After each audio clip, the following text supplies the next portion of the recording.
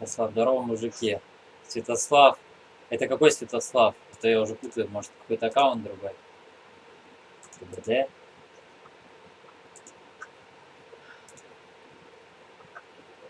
Че, где звук-то?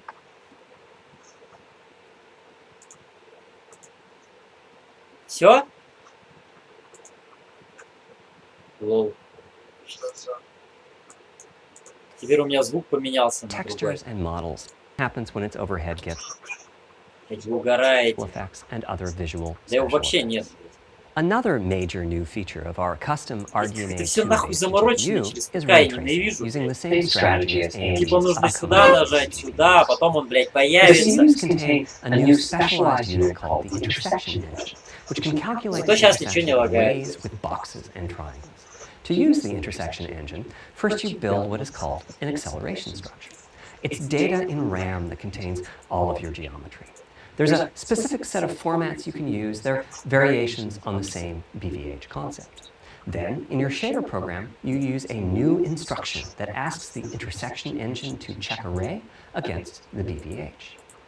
While the intersection engine is processing the requested ray triangle or ray box intersections, the shaders are free to do other work.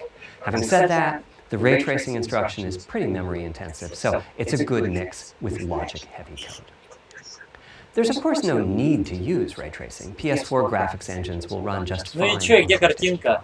But it presents an opportunity for those interested. Теперь картинки I'm нет. thinking Это it'll рофл take less какой-то than a ебучий. million rays a second to have a big impact on audio. That should be enough for audio occlusion and some reverb calculations. Тогда With a картинка была, bit сейчас more of the картинки GPU нет. invested in ray tracing, it should be possible to do some very nice global illumination.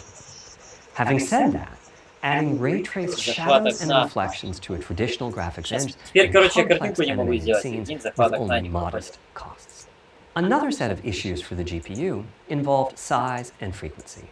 How big do we make the GPU, and what frequency do we run it at? This is a balancing act. The chip has a cost, and there's a cost for whatever we use to supply that chip with power and to cool it. In general, I like running the GPU at higher frequency. Let me show you why. Here's two possible configurations for a GPU roughly of the level of the PlayStation 4 Pro. This is a thought experiment. Don't take these configurations too seriously. If you just calculate teraflops, you get the same number. But actually, the performance is noticeably different because teraflops is defined as the computational capability of the vector ALU. That's just one part of the GPU. There are a lot of other units. And those other units all run faster when the GPU frequency is higher.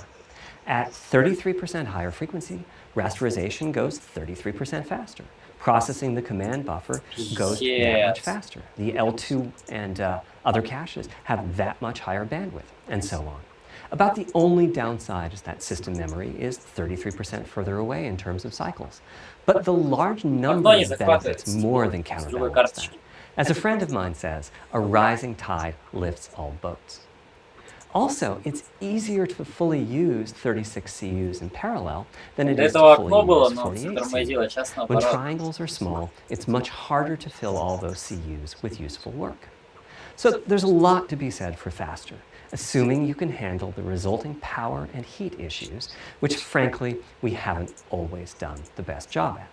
Part of the reason for that is, historically, our process for setting CPU and GPU frequencies has relied on some heavy-duty guesswork with regards to how much electrical power games will consume and how much heat will be produced as a result inside of the console.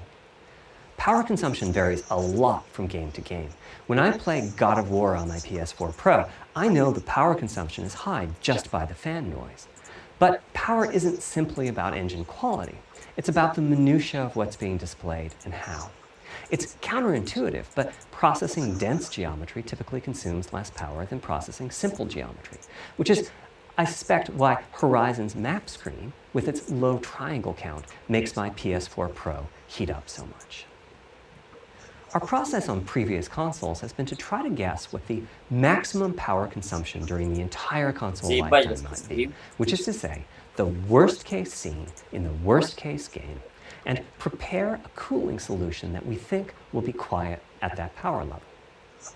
If we get it right, fan noise is minimal. If we get it wrong, the console will be quite loud for the higher power games, and there's even a chance that it might overheat and shut down if we misestimate power too badly. PlayStation 5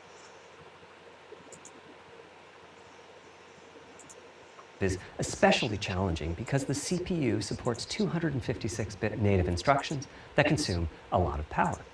These are great here and there, but presumably only minimally used. Or are they? If we plan for major 256-bit instruction usage, we need to set the CPU clock substantially lower or noticeably increase the size of the power supply and fan. So, after much discussion, we decided to go with a very different direction on PlayStation 5. We built a GPU with 36 CUs. Mind you, RDNA 2 CUs are large. Each has 62% more transistors than the CUs we were using on PlayStation 4.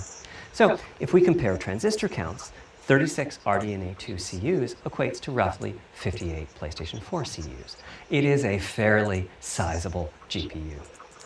Then we went with a variable frequency strategy for PlayStation 5, which is to say we continuously run the GPU and CPU in boost mode. We supply a generous amount of electrical power and then increase the frequency of GPU and CPU until they reach the capabilities of the system's cooling solution. It's a completely different paradigm. Rather than running at constant frequency and letting power vary based on the workload, we run at essentially constant power and let the frequency vary based on the workload. We then tackle the